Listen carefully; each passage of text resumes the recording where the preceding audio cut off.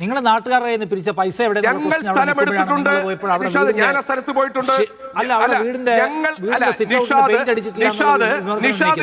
നിഷാദിന് ഈ വിഷയത്തിൽ നിഷാദിന് വൈകാരികമായി ഈ വിഷയം എടുക്കണമെങ്കിൽ കോൺഗ്രസ് പണം ജനങ്ങളിൽ നിന്ന് പിരിച്ചെടുത്ത് ദീർഘകാലത്തേക്ക് ഒന്നും ചെയ്യാതിരുന്നാൽ നിഷാദിന് വിമർശനം ഉന്നയിക്കാം. ഞാൻ ആ സ്ഥലത്ത് പോയിട്ടുണ്ട്. ആ സ്ഥലത്ത് വീട് വെക്കുക എന്ന് പറഞ്ഞാൽ സ്ഥലം എടുക്കാതെ, തരിശു ഭൂമിയാക്കാതെ, സ്ഥലം ക്ലിയർ ചെയ്യാതെ, കല്ല് വെക്കാതെ നേരെ വീടുണ്ടാക്കുന്ന പ്രക്രിയ താങ്കൾക്ക് അറിയാമെങ്കിൽ താങ്കൾ ഞങ്ങൾക്ക് വിശദീകരിച്ചതാ. രണ്ടാമത്തെ ഭൂമി ഒന്നാമത് വയനാട് കേരളത്തിന്റെ വൈകാരിക വിഷയമാണ്, എന്റെ മാത്രമല്ല.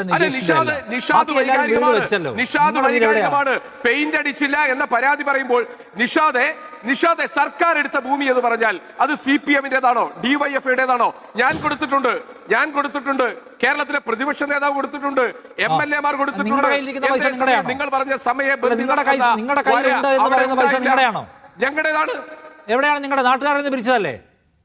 ഞങ്ങളുടേതല്ല, ഞങ്ങളുടെ കോൺഗ്രസ്. ഞാൻ നാട്ടുകാരിൽ നിന്നല്ല. അത് നിഷാദിന് അറിയില്ലെങ്കിൽ അതും പറഞ്ഞുതരാം.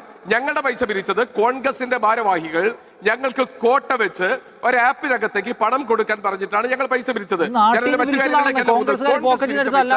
കോൺഗ്രസിന്റെ KPCC ഭാരവാഹികൾ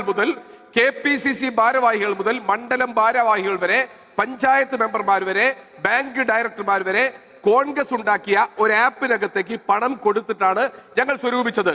അതിന് ഞങ്ങൾക്ക് അക്കൗണ്ടബിലിറ്റി ഉണ്ട്. ഞങ്ങൾ അത് തെളിയിക്കുകയും ചെയ്യും. ഈ തെരഞ്ഞെടുപ്പ് കാലത്ത് ഏതെങ്കിലും ഭാഗമായിക്കൊണ്ട്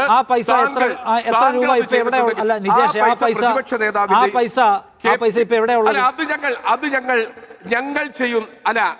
നിഷാദെ, പ്രതിപക്ഷ നേതാവിന്റെയും KPCC പ്രസിഡന്റിന്റെയും ജോയിന്റ് അക്കൗണ്ടിനകത്ത് ആ പണമുണ്ട്. ആ പണത്തിന്റെ കാര്യത്തിൽ നിങ്ങൾക്ക് സംശയമുണ്ട് എങ്കിൽ